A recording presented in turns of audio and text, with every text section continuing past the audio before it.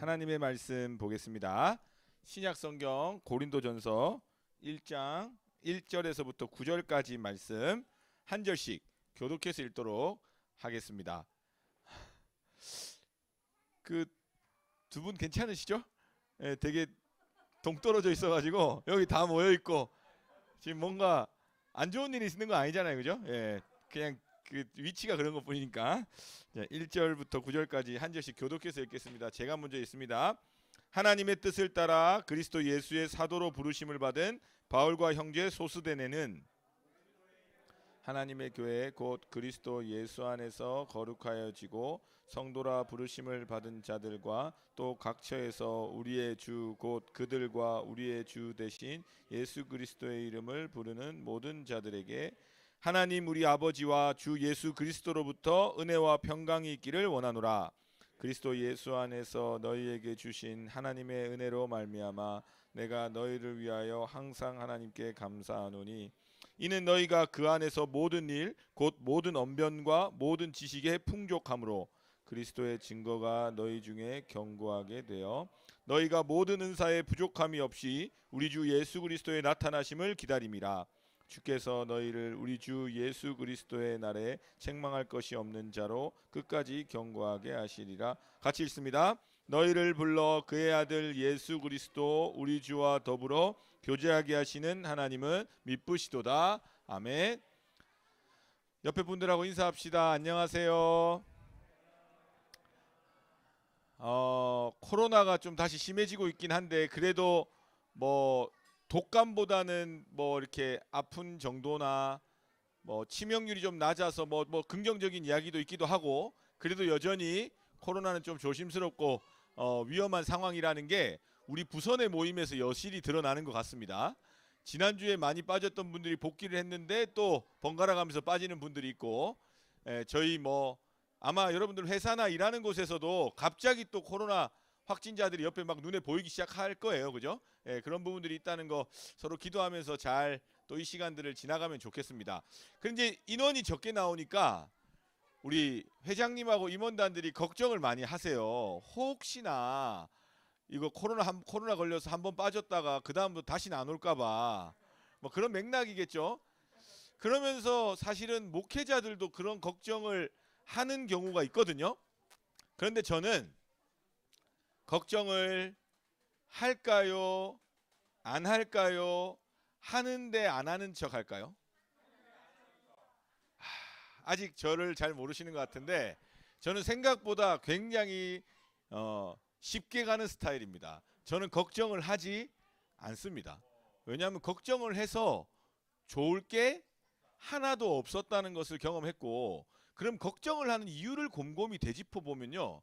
굉장히 회장님이 그렇다는 게 아니고 목회자들이 만약에 인원이 크고 많고 적음에 걱정을 하는 원인을 가만히 들여다보면 결국에는 굉장히 인간적인 생각에서부터 시작되는 경우가 많습니다. 저는 무슨 생각을 할까요? 만약에 제 믿음의 분량입니다. 만약에 부서내가 예배드리러 왔는데 딱 한 명만 왔어. 나머지 아무도 안 오고 찬양인도도 오늘처럼 뭐 SG 워너비 같은 그런 느낌 안 나고 약간 혼자서 박효신처럼 막 부르고 있다. 그러면 좀 시험이 들거나 걱정을 할 수도 있어요. 무슨 일인가.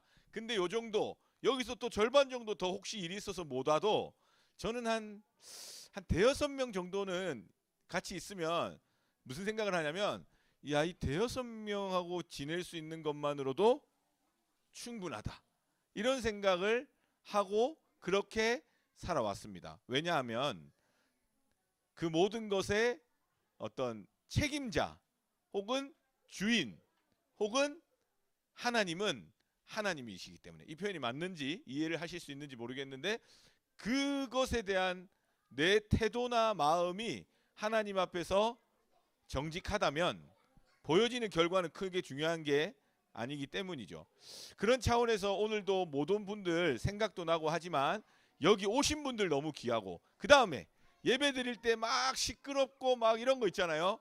이러면 이제 설교 말씀이 잘 안 들리겠죠. 막 듣다가도 갑자기 애가 오면 애를 집중해야 되잖아요.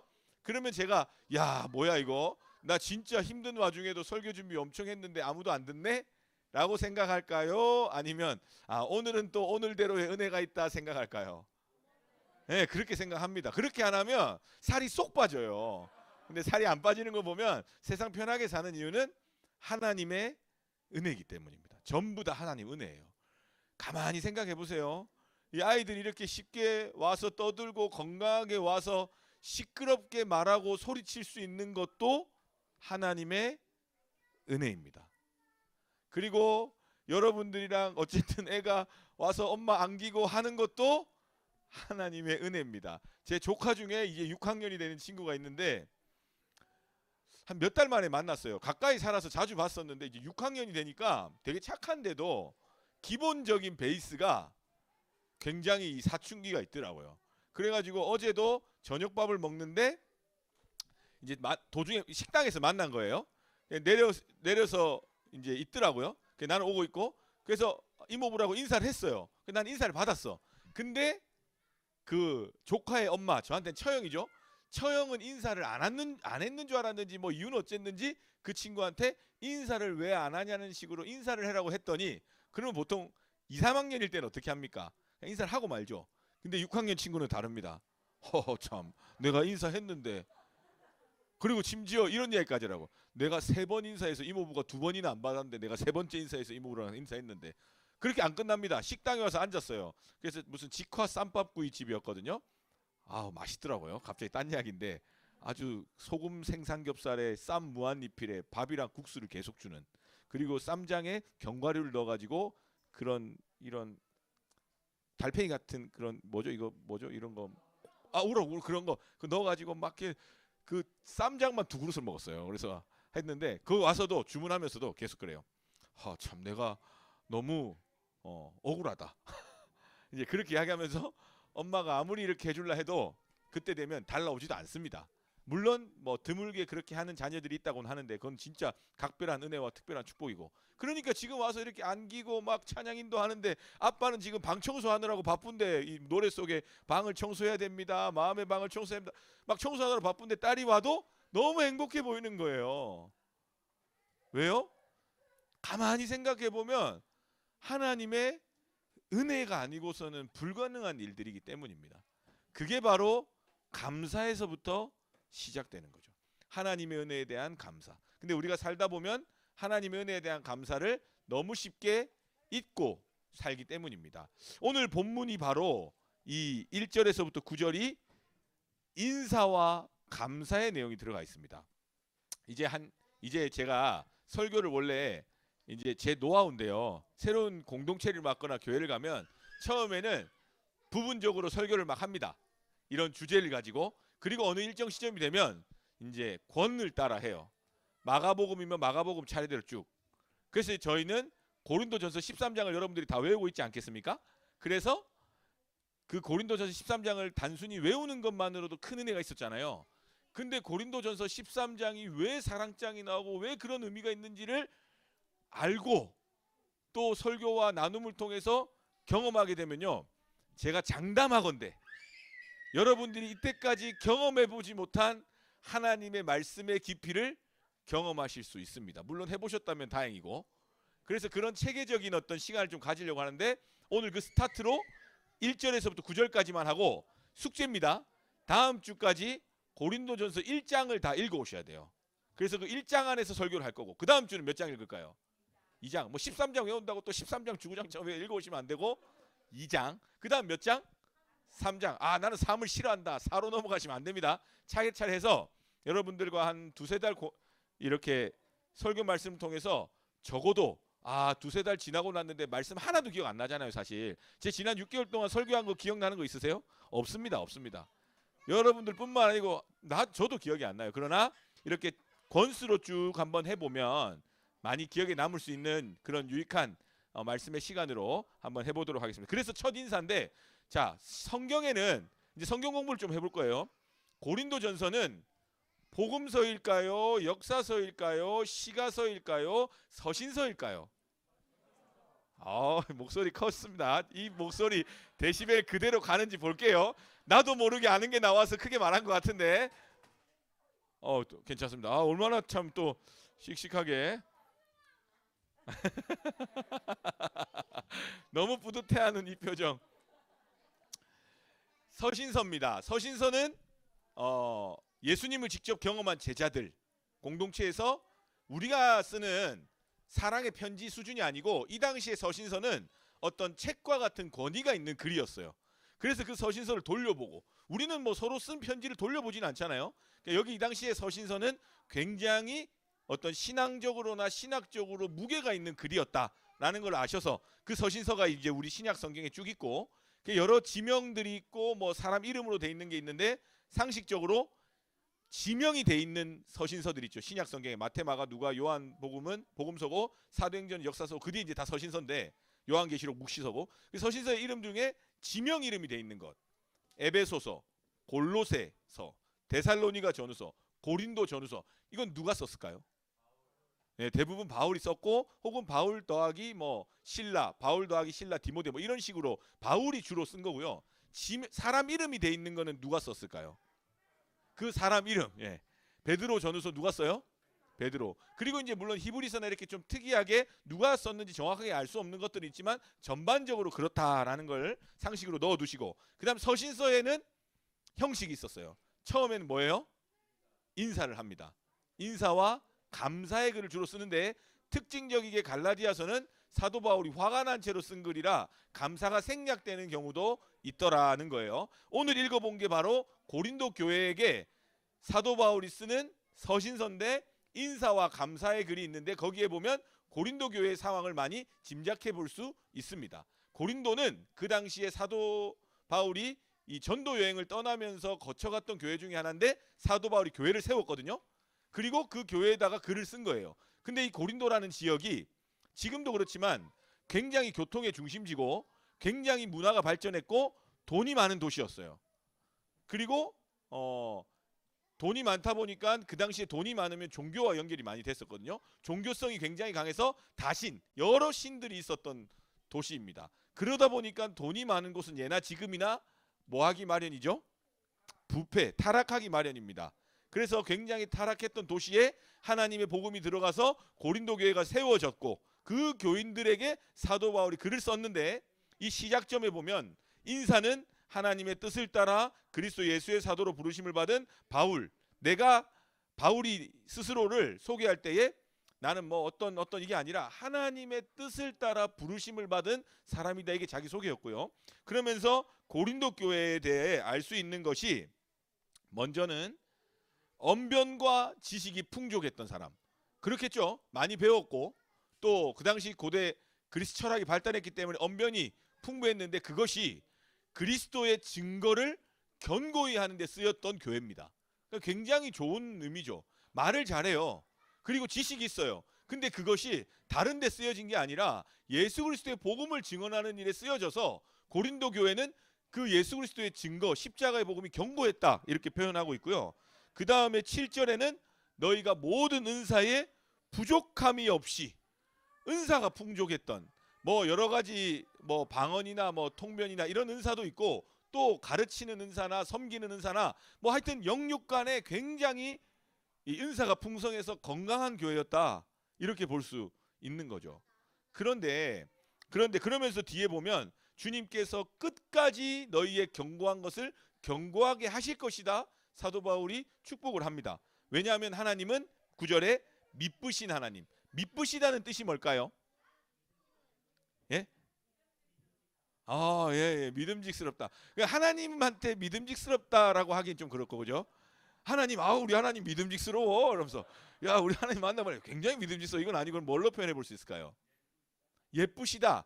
뿌자 때문에 그런 것 같은데 그러면 뭐 뿌티첼 이렇게 연결이 될 것 같은데 뿌티 프랑스 하나님을 뿌티 프랑스에서 이건 아니고 좋으면 뭐 날씨가 습하니까 그럴 수 있어요. 뭐 말 편하게 하시면 되니까 미쁘다고 하는 표현은 우리 신앙적 용어로 바꿔보면 신실하신 하나님. 조금 더 유치부 아이들이 듣기 좋게 알아듣기 쉽게 하자면 거짓이 없으신 변함없으신 하나님. 그러니까 하나님이 끝까지 고린도 교회를 견고하게 하신다고 하셨던 그 약속의 말씀은 변함이 없이 신실하게 우리 가운데 지켜주실 것이다 사도 바울이 선언하고 있는 겁니다. 자, 여기까지만 보면 야, 고린도 교회 좋은데 그러면서 이렇게 축복하고 마무리하고 싶어요. 아, 우리 부부 성교회가 우리 고린도 교회와 같아요.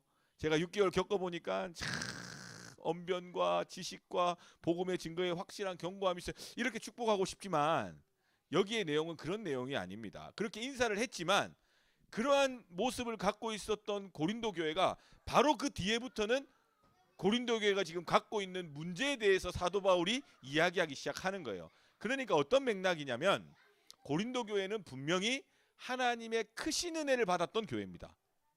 그리고 은사도 받았던 교회고 하나님의 능력도 있었던 교회입니다. 그런데 그 공동체가 지금 많이 어려운 상태인 거예요.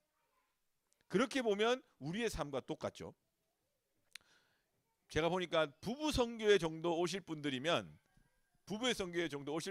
제가 크게 부류를 살펴보니까 혼자 생각해요. 최소한 청년부 때 그래도 리더 정도 혹은 부리더 혹은 회계 서기 이런 거 혹은 수련회 갈 때 준비팀 혹은 PPT 좀 넘겨본 사람들 이거나 아니면 그런 사람인 줄 모르고 만난 아내나 남편들 네, 그 정도가 분포되어 있는 걸로 확인이 됐습니다. 아니면 이제 외부에서 와서 이렇게 부부 모임에 참여하신 분들 정도, 요 정도 그 외에 벗어나시는 분 웬만큼 없죠. 예, 거기 안에서 이제 돼 있는데, 그러니까 우리 가운데 하나님에 대한 사랑의 추억들이 다 있고 받은 은혜가 있고 아니면 내 가장 가까운 사람이 그러한 은혜를 경험했던 그런 공동체입니다. 그러면 지금도 그 모습 그대로 살아가면 좋으련만 애가 태어나고 애를 키우고 또 내 나이가 들어가고 내 삶이 여러 구비구비를 지나면서 그런 은혜를 다 잊어버리거나 잃어버리거나 소홀해지는 우리의 모습들이 삶의 전체를 뒤덮은 사람도 있을 것이고, 아니면 뭐 부부관계에서만 나타나는 사람도 있고 직장에서만 나타나는 사람이 있고 인간관계에서 그런 어려움들이 있을 수 있는 거죠. 그래서 그 부분들을 이제 고린도 교회 교인들과 함께 해결해 나가보는 혹은 한번 고민해보는 그런 시간들로 이제 준비되는데, 그럼 오늘은 뭘 기억하냐? 바로 설교 제목처럼 항상 감사함으로 하나님의 은혜를 다시 한번 떠올려 보는 겁니다. 그걸 좀 다르게 표현해 보면 내 아내 내 남편을 보면서 처음 만났을 때의 설레었던 그 감정을 말하면서도 너무 민망하고 웃기네. 안 될 것 같은데 아무튼 목사니까 계속 이어가겠습니다. 처음 만났을 때의 그 설렌 감정을 떠올릴 수만 있다면 모든 부부관계의 문제나 고민은 다시 시작할 수 있는 실마리가 생긴다는 거죠. 하나님과의 관계도 마찬가지라는 거예요.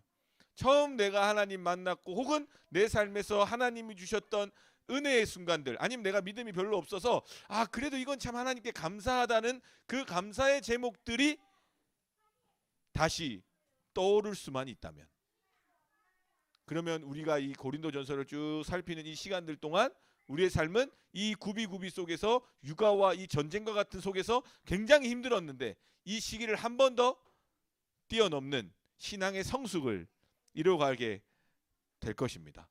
그래서 이제 이렇게 이제 말씀을 마무리하면서 제가 이제 이번 주에 겪었던 한 가지 제 개인적인 이야기를 좀 해보고 마치고 싶은데,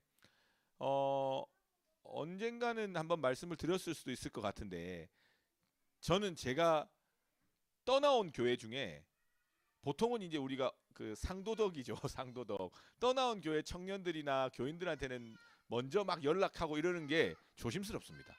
그러나 왜 여러 가지 이유죠. 이제 리더십도 바뀌고 뭐 이렇게 할 텐데 거기에 또 이렇게 하면 안 되니까. 그렇지만 또 연락을 하는 게 꼭 나쁘다 뭐 이런 말을 하는 건 아닙니다. 왜냐하면 또 여러분들 중에 떠나간 분이 연락할 수도 있는데 그러면 전화 오면 목사님 이제 그만 회개하세요 이러면 안 되잖아요. 그러니까 그럴 수도 있고 저럴 수도 있는데 그 마음의 중심이 중요한데, 저는 개인적으로 그렇게 잘 안 하려고 노력합니다. 그런 부분들이 좀 은혜가 안 될 수 있기 때문에. 그럼에도 지금도 만나는 분들이 계세요. 믿음의 귀한 동역자들. 근데 만난다 해봤자 뭐 1년에 한 번 만날까 말까 하더라고요. 여기 이사 오면서 가까이 계신 분 있다 그랬잖아요. 그분 7개월 만에 전화통화 처음 했어요. 12월 달에 금방 만날 것처럼 연락했거든요. 그리고 어제 통화했을 때도 이제 금방 만날 것처럼 목사님 이제 진짜 빨리 만나야 된다고. 본인 선교부 맡고 있는데 선교에 대해서 좀 나누고 싶다. 금방 근데 어떨지 모르겠어요. 지금 2, 3일 지났는데 이게 또 6개월 지날지 모르지만 근데 제가 먼저 꼭 연락하고 얘가 시간이 안 된다 그러면 제가 시간을 내서라도 내달라고 부탁하는 친구가 하나 있습니다. 우리 청년부 하던 친구인데 자식은 핸드폰 케이스 사업 하던 거 청년부 친구라고 하니까 되게 어려 보이는데 그렇진 않고 제 비슷한 나이 또래인데 이제 그 청년이 이제 자기 사업의 절반을 수익을 하나님께 올려드리고 뭐 이렇게 결단하던 즈음에 이제 루게릭을 앓게 됐고 그게 벌써 이제 3년, 4년이 넘어가고 있네요. 그래서 이제 연락을 해서 이제 영락교회 이제 6개월 지나면서 조금 여유가 생겨서 만나러 갔습니다. 근데 그 이전에 영락교회 부임하기 전에 한번 만났을 때는 얘가 굉장히 낙심한 채로 이야기도 잘 말은 했는데 겨우 알아듣는 정도. 왜냐하면 그 루게릭이란 병은 근육이 죽는 병이라 결국에는 씹지도 못하고 삼키지도 못하고 말도 못하고 이제 가만히 있게 되는 신경만 살아있게 되는 거라 눈만 거의 움직일 수 있는 정도인데 지금 만났더니 손가락만 움직일 수 있어서 마우스로 이야기를 할 수 있었습니다. 근데 이제 이번 주에 만나기 이전에 만났을 때 굉장히 어두워져 있고 부정적이더라고요. 그래서 그 친구하고 한 약속이 있어서 만나면 목사님 제 몸이 어떻든지 예전처럼 대해주기로 약속을 했기 때문에 아무렇지 않게 웃으면서 이야기하면서 그러고 돌아왔었어요. 그러면서도 마음 한켠에 그 친구의 모습이 너무 마음에 많이 남아가지고 마음이 아팠어요. 왜냐하면 원래는 한쪽 팔이 먼저 불편해지기 시작했을 때는 이 친구가 그 루게릭 환우들에게 자기를 하나님이 보냈다고 이렇게 믿음으로 고백을 했던 친구였어요. 그래서 내가 정말 많이 울었거든요. 집에 와서 그 이야기 듣고. 근데 이 친구도 몸이 아프고 힘들고 어려워지면서 이번에 들은 이야기인데 그때 만났을 때 얘가 굉장히 어두웠다. 내가 야 그때 왜 이렇게 어두웠냐. 지금은 많이 밝아졌네 했더니 마우스로 하나씩 이야기를 한 글자씩 치면서 했는데 그 당시에 자기가 죽고 싶었다는 거예요. 너무 힘들어서. 그러니까 믿음으로 분명히 정말 하나님이 보냈다 자기를. 그래서 그 사람들을 위해서 막 몸이 굳어지면서도 계속 그 역할을 했거든요. 근데 그게 정말 정점에 다다르니까 감사와 은혜는 다 사라지고 얘가 죽고 싶었다는 거예요. 근데 그 당시에 그 감정을 제가 느꼈기 때문에 근데 그게 설마 그냥 그날 컨디션이 안 좋았겠지 했는데 진짜 죽고 싶었다는 이야기를 듣고 이번에 만나가지고는 그 이야기를 들으니까 저도 모르게 원래는 아무렇지 않게 대해주기로 했는데 제가 이제 눈물이 맺히는 거죠. 그랬더니 그 친구가 그 내 모습을 보더니 막 우는 거예요. 근데 속 시원하게 울지도 못해요. 몸이 마음대로 안 되기 때문에. 그래서 이제 둘이서 막 이제 울고 있으니까 이제 그 친구 아빠가 아유 아들 우는 거 못 보겠다 하고 나가시고 이제 여동생 시집간 옛날 청년 여동생은 와서 이제 우는 타이밍에 빵이랑 막 갖고 들어와가지고 나보고 먹으라고 했는데 내가 울다가 먹을 수는 없잖아요. 그래가지고 좀 곤란하긴 했었는데 그리고 이제 이 친구가 차분하게 이야기를 하는데 정말 죽고 싶었는데 그렇게 우선은 죽을 수가 없더라는 거예요. 할 수가 없어요. 내 몸을 못 움직이니까. 그리고 계속해서 하나님을 원망하고 그러는 순간에 다시 한번 하나님이 자기에게 위로를 해줬다는 거예요.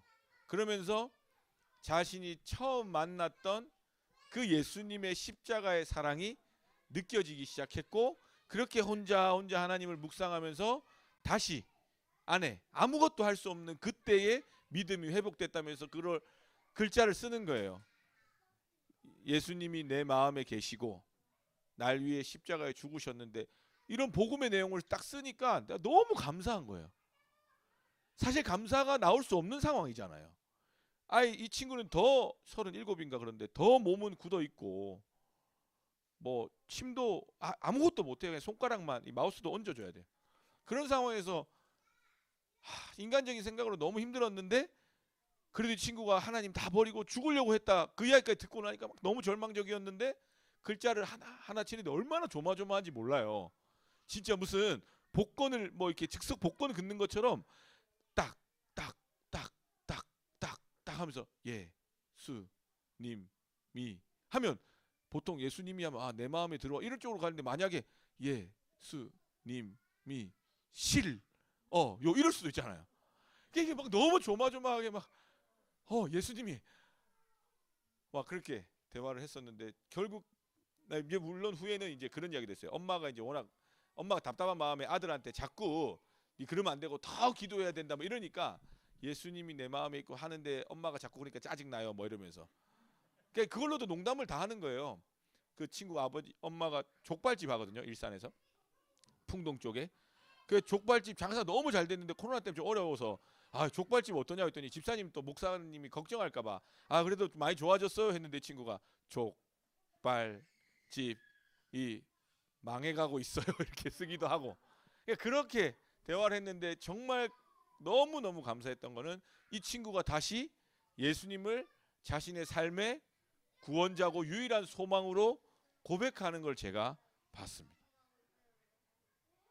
그게 바로 하나님의 은혜가 아니고서는 일어날 수 없는 내 삶의 굉장히 큰 감사였습니다.